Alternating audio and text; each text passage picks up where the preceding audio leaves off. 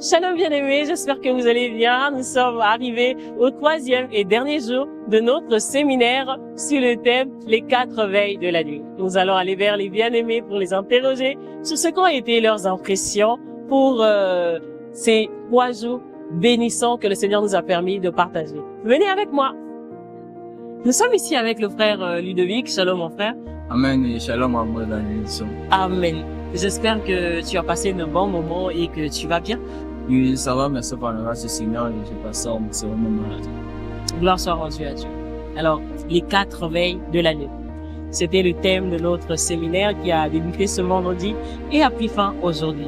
Qu'est-ce que tu peux nous partager de tes impressions, de ce que tu as écouté aujourd'hui? En tout cas, mes impressions sont très bonnes ce matin.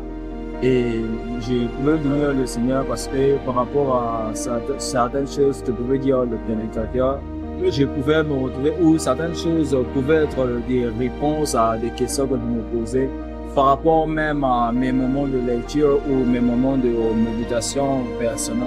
Il y a des événements, par exemple, en rapport avec la prophétie que je ne savais peut-être pas situer ou que je n'arrivais pas à situer avec précision, mais ce matin, grâce à ce que l'homme de Dieu a dit, j'ai pu voir clair de Dieu et vraiment devenir le Seigneur. Et il a vraiment touché à un point où je me suis encore réjoui de savoir parce que par rapport aux 144 000 personnes, moi, plus jeune, disons plus petit, j'étais dans un milieu où on nous faisait croire que ces 144 000 personnes-là, c'était nous. Et on avait l'habitude de nous dire que le nombre de personnes qui iront au ciel sont déjà connues. Et déjà connues, excusez-moi. Et un jour, étant sorti de ce milieu-là, je lisais ma Bible. Et je suis tombé sur cela et vraiment l'Écriture apportait la précision qu'il ne s'agissait pas de nous, mais il s'agissait du peuple d'Israël. Et ce matin, je pouvais rendre grâce à Dieu, voyant encore le prédicateur qui a touché ce point bénissant, que le Seigneur s'imprégné, de m'avoir permis d'avoir la bonne compréhension non seulement, mais aussi de sortir de ce milieu dans lequel je porte, qui n'était pas conforme à la volonté du Seigneur. Amen. Que le Seigneur soit béni. Amen. Nous sommes ici avec notre bien-aimée maman Stevie. Shalom maman. Shalom ma sœur. J'espère que tu vas bien et que tu as passé de très très bons moments. Évidemment, je vais bien et franchement, j'ai passé un très bon moment, pour ne pas dire des bons moments parce que c'est depuis le vendredi.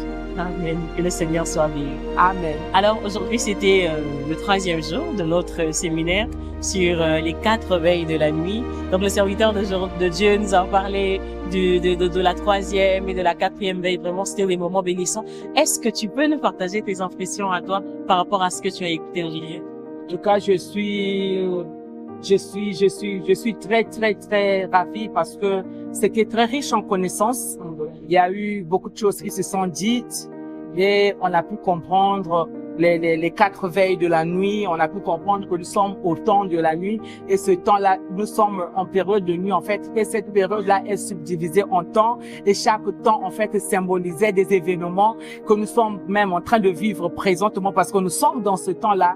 Et franchement, ce sont des choses que nous devrons savoir pour mieux craindre Dieu, pour mieux marcher. Et je bénis le Seigneur pour cela. Amen. Que le Seigneur soit béni. Amen. Nous sommes ici avec maman ici, Shalom. Shalom la sœur Justesse. Amen. J'espère que tu vas bien et que ton culte s'est bien passé. Oui, je viens bien par la grâce de Dieu et le culte aussi s'est très bien passé.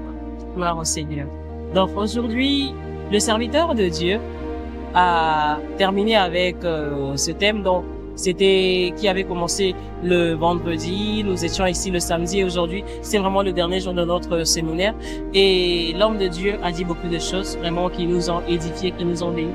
Est-ce que tu pourrais nous partager tes impressions par rapport à ce que tu as écouté? Merci la sœur Justesse. Déjà, les impressions sont très bonnes.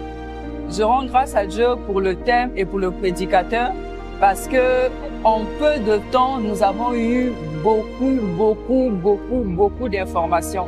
Et vraiment, ce sont des choses qui vont nous emmener déjà à aller encore méditer, revoir, parce que il y a beaucoup d'informations. Et je bénis aussi le Seigneur parce que ça nous permet aussi de nous situer, nous l'Église, par rapport au temps. Mais surtout pour la 3e et la 4e veille, c'est aussi une idée de savoir qu'est-ce qui va arriver après l'enlèvement de l'Église? Donc, moi, si je rate l'enlèvement, qu'est-ce qui m'attend? Donc, vraiment, je bénis le Seigneur parce que c'est un grand enseignement et nous avons été enrichis par la connaissance de la parole de Dieu. Donc, je remercie le Seigneur pour ça. Gloire soit rendue au Seigneur. Qu'il te bénisse. Amen.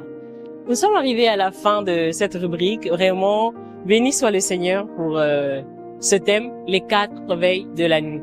Et comme pouvaient le dire les bien-aimés, c'est vraiment un enseignement qui nous permet de non seulement nous situer, mais de comprendre aussi que si nous jouons avec notre foi, il y a des endroits dans lesquels nous pourrons nous retrouver.